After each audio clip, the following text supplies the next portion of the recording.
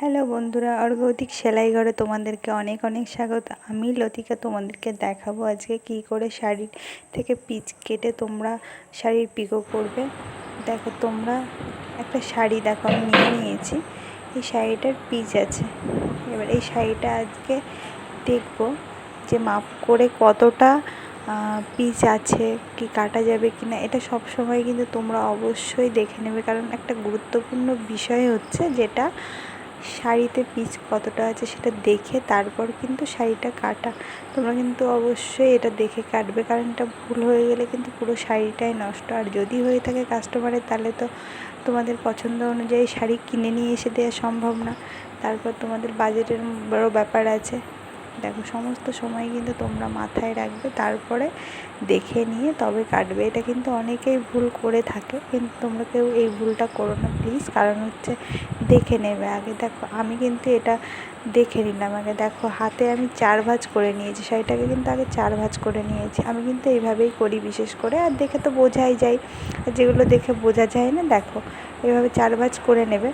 নিয়ে দেখবে যখন তোমাদের নর্মালের থেকে একটু বেশি হাত পাওয়া যাচ্ছে না, তখন বুঝবে শাড়িতে পিচ আছে। যদিও সাধারণত হ্যান্ডলুমের পিচগুলোতে একটু বেশি বড় আর কি, শাড়িগুলো একটু বড় হয়।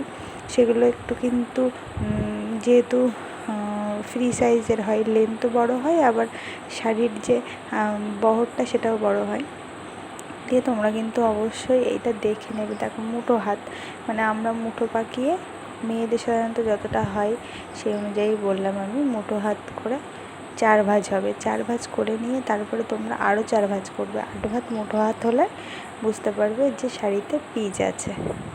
দেখো, এবার তোমরা পিচটা কাটিং করবে।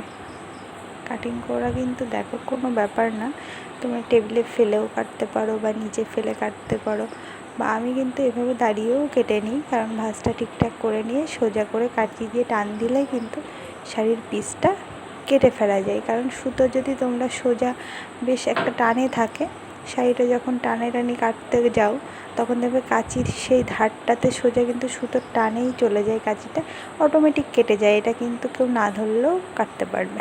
আমি এভাবেও কেটে থাকি।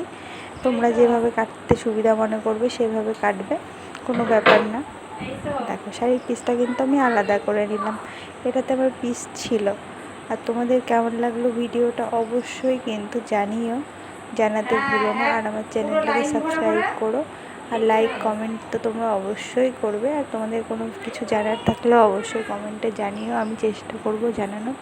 আরও নতুন নতুন ভিডিও দেখতে অবশ্যই আমাকে কমেন্ট করো, আর কমেন্টে জানিও আর তোমাদের ঠিকঠাক বোঝাতে পারলাম কি না।